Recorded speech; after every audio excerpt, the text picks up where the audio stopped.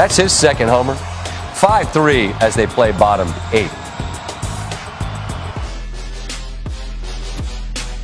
As we cross over the bottom of the hour, 12:30 in the East, 9:30 out in Portland, where 18-point lead was gone by the time the fourth quarter rolled around. Quinn Cook with the hezzy. You just get a big man on you there. You just let him know with the handles.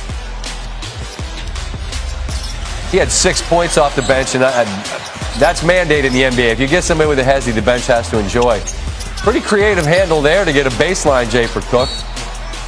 And all of a sudden, it's a 6-point lead, getting some bench production, and then you can, around the 7-minute mark, go to the killer. Steph on the way to 36. Good ball movement. Now it's just icing. Alfonso McKinney contributing in a big way with a 3. Double-digit lead. It's back to 8. Steph again, all 3 of these.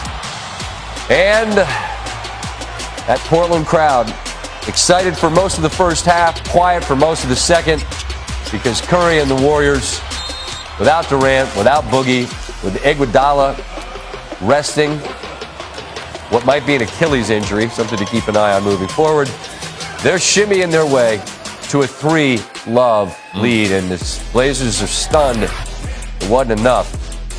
You see the players to score at least 35 in each of the first 3 games of a single series, and as you might guess, it's distinguished company. Youngsters, go back and look at what Bernard King did back in the day, because he got as hot as any human being could ever be. I know it was long ago because the Knicks were actually good, but he did some business in that one. Rachel Nichols is laughing at my King reference because you get it.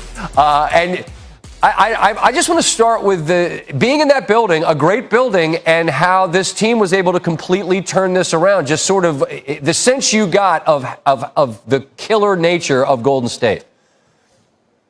Yeah, they're so comfortable because they've been here so many times before. That's how they keep, they're dropping bodies, right? Kevin Durant, you mentioned Andre Iguodala is going to get an MRI tomorrow morning. And yet they're like, we've seen this before. They have seen everything before. And they have the confidence that they can roll through things. I asked Draymond Green, we were just walking down the hallway before he went to his press conference, what made you come out like that today? Because Steve Kerr called him a wrecking ball.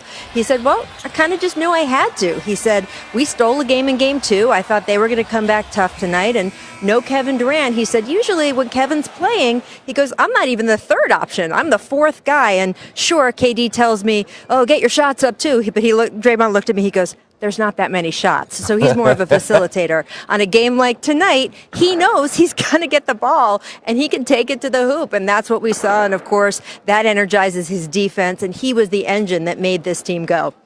Yeah, I thought his pace and the way he pushed was really interesting. He's supposed to stop by. I'm going to ask him specifically about that because it seemed to be a game plan, perhaps to exploit a tired Dame Lillard. And Dame was asked point blank, are you tired? What are you seeing out of not a good but a great player who appears to be tank on empty? Yeah, I mean, I asked him the same question before that press conference. We were just walking over there, and he said, yeah, look, he's feeling it. It's a 7-game series that they played against Denver, and then now having to go into here. But most of what his frustration is about all those traps, all those double teams, sometimes triple teams. He's double teamed, and then Draymond's looking in the back waiting for him. And he looked at me at one point, and he goes, there's 20 seconds left in the game. They're up. They're winning. I get the ball, and there's still 2 guys on me. He's like, come on. Well, that's what the Warriors do. They don't give you any oxygen. Damian's exhausted. He's not getting the air that he is able to get in these other series. And we saw that amazing, amazing range he had, especially in that first round series against the Thunder. The problem is with the way the Warriors are pressuring him, he's got to step back into a 3 to launch it the way that he was when he was stepping into the 3s in that first round series. They're not giving him that. And I think you will see him working on his step back 3 this summer to add that to his game because that's what he's missing here in this series. Yep, they're all a little bit short. You know that those legs go, and that's exactly what happens, and it's understandable. Rachel, thank you so much. We appreciate it. Thank you. Game 4 could be the last one for Portland. We will find out.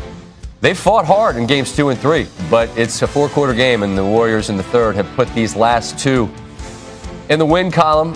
Now all 3 are. Game 4 Monday, 9 Eastern Time.